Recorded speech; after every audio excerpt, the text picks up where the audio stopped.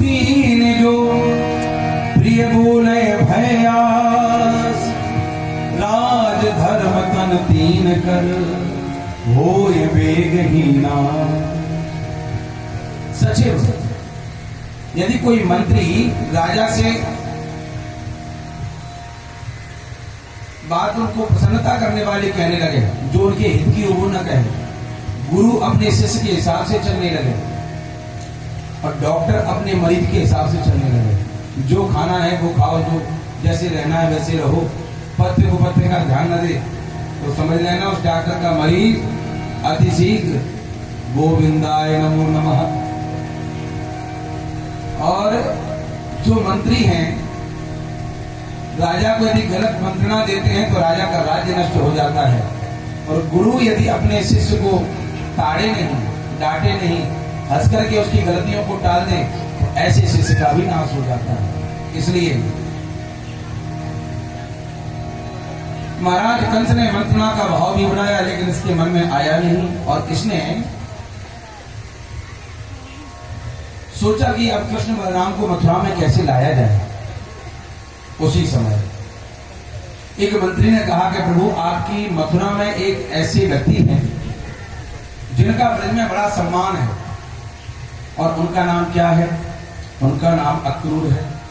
यदि अक्रूर जी ब्रज में जाते हैं और कृष्ण बलराम को लेने की बात कहते हैं तो कोई भी मना नहीं करेगा। इस प्रकार कहकर के अक्रूर जी को बुलाया गया।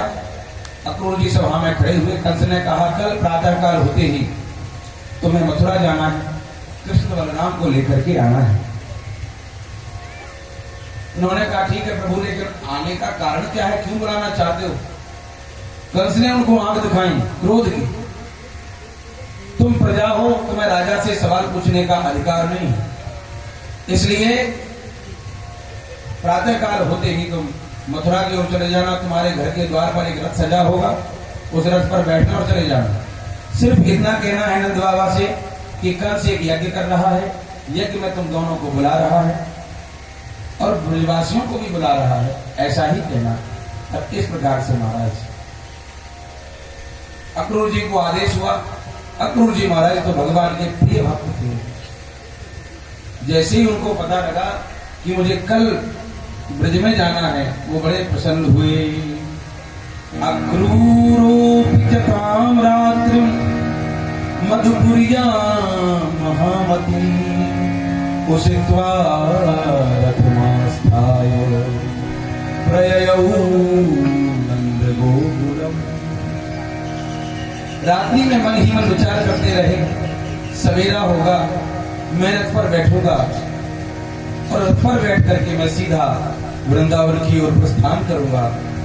प्रातः काल हुआ, अक्रूर जी ने स्नान किया। स्नान करने के पश्चात पूजन किया भगवान का, और पूजन करने के पश्चात रथ पर बैठे और रथ पर बैठ करके चल पड़े। जैसे ही उन्होंने घोड़ों की लगाम वृंदावन की ओर करी, उसी समय उनको ध्यान आया कि आज मैं तो कन्हैया के दरबार में जाने वाला हूँ, आज मैं कृष्ण के यहाँ जाने वाला हूँ, मैं कितना भाग्यशाली हूँ। इस बात का चिंतन आते ही उनकी आंखें बंद हो गईं। प्रेम के कारण आंखों से अश्रु प्रवाहित होने लगे। हाथों से घोड़ों की लगाम छूट गई।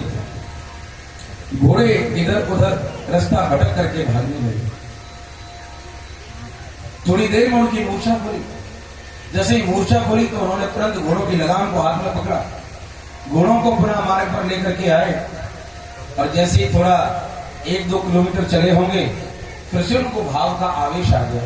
नेत्र बंद हो गए, मैं कन्हैया के दर्शन करूंगा, कितना भाग्यशाली हूँ। इसी भाग्य में डूब करके अक्रूर जी के हाथ से फिर से घोड़ों की लगाम छूट जाती है। फिर से घोड़े इधर उधर रास्ता भटक जाते हैं, और थोड़ी देर में फिर अक्रूर जी को होश आता है। अक्रूर जी फिर मार्ग पर रथ को लेकर के आते हैं। इस प्रकार करते करते करते अक्रूर जी को मथुरा से चले चले प्रातः काल से सायंकाल बीत गया। ये देखिए प्रेम की कितनी अद्भुत दशा होती है, प्रेम कितना उच्च स्तर पे। अक्रूर जी महाराज को ये पता ही नहीं लगा कि मैं कहाँ जाता हूँ। वो पूरा दिन उन्होंने समाधि में व्यतीत कर दिया। मथुरा से वृंदावन की जो यात्रा है वो अत्यधिक 15 से 20 मीटर या 10 किलोमीटर ऐसी होगी, और कोई बहुत जल्दी जाना चाहे तो आधे घंटे में पहुंच सकता है। लेकिन यहाँ 12 घंटे बीत गए, घोड़ों से जुता हुआ रथ वो पहुंच ही नहीं पाते। 1 किलोमीटर जाते हैं फिर उनको समाधि लग जाती है, 1 किलोमीटर जाते हैं फिर उनको समाधि लग जाती है।